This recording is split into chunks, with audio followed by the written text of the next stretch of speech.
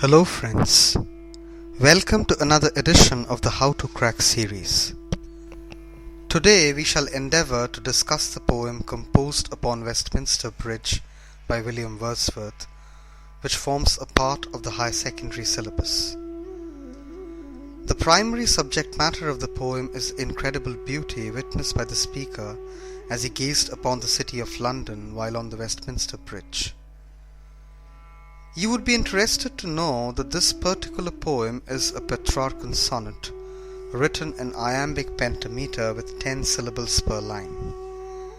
The complete title of this poem is Composed upon Westminster Bridge, September 3, 1802. Incidentally, the poem was composed about an occurrence that took place on the 31st of July 1802, during Wordsworth's tour of France with his sister Dorothy. Now, as the poet was passing over the Westminster Bridge on that fated morning, he was mesmerized by the morning's clarity and minimalism. He was enthralled by the peace that lay around and the sight of London as it slumbered before the start of day. This amazing sight moved him to compose a sonnet in praise of the beauty of London. Now to summarize the poem, friends. At the very outset, the speaker declares the spectacle ahead of him as the most gorgeous one on earth. Except for a person with no compassion or sensitivity, one cannot but be moved by this breathtaking panorama. The early morning splendor is like an article of clothing that the city drapes itself in. It is near the commencement of morning, and all is silent. From where he stands, the speaker can see the Tower of London, St. Paul's Cathedral, and other landmarks right up to the edge of the city as the air is clear. The speaker is surprised at the magnitude of peace that prevails in the city. It is as though the grand and bustling city of London is slumbering that striking early morning. This is all about the summary. Now we shall try to analyze the poem line by line. You are advised to kindly open your books and follow this discussion for an improved understanding. The poem opens with the lines, "Earth has not anything to show more fair.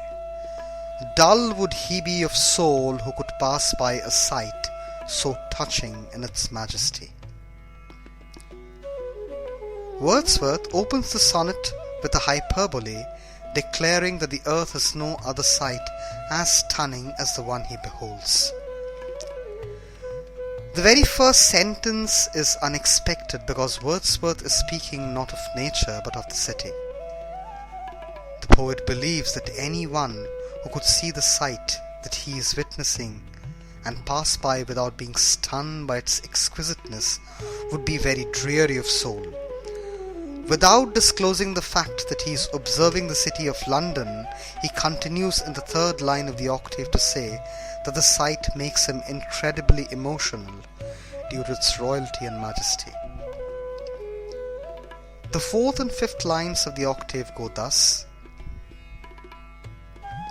"The city now doth like a garment wear the beauty of the morning silent bare." In the fourth line of the octave, Wordsworth refers to the city and straight away personifies it to be able to wear a garment. In the fifth line, the poet divulges that the article of clothing he is referring to is the personified morning, which is steeped in splendor and rich in stillness. The three concluding lines of the octave go thus: "Ships, towers, domes, theatres and temples lie open unto the fields and to the sky, all bright and glittering in the smokeless air."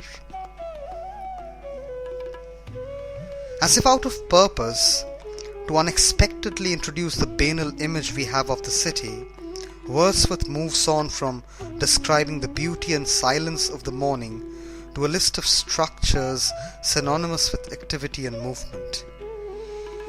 He shares his skepticism at the sight of the city surrendering to the open, lucid sky. He mentions the sight of fields, which is abnormal considering that the city of London is acknowledged more for its movement and commercial composition. He uses this as a prologue to the contemplation shared in the sestet.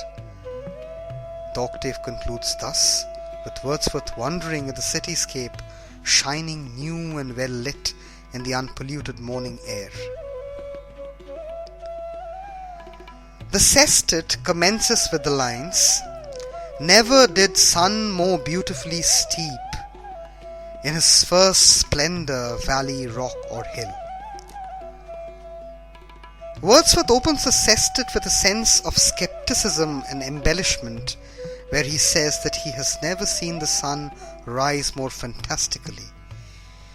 He describes the sun lighting up hills, rocks and valleys, once again rudiments of the natural landscape that typically do not suggest itself when one thinks of London. The 10th line of the sonnet is an interesting one. It says, "Never saw I, never felt a calm so deep." In this particular line, the poet uses the figure of speech anaphora by repeating the word never. He stresses on his belief that this sight brings him a sense of tranquility that he has never experienced earlier. The next two lines of the sestet go thus, "The river glideth at his own sweet will. Dear God, the very houses seem asleep." Wordsworth proclaims that irrespective of whether man has the eyes or the visualization to admire and venerate nature, nature carries on exhibiting its glory and running its course. He personifies the river Thames to have a will of its own.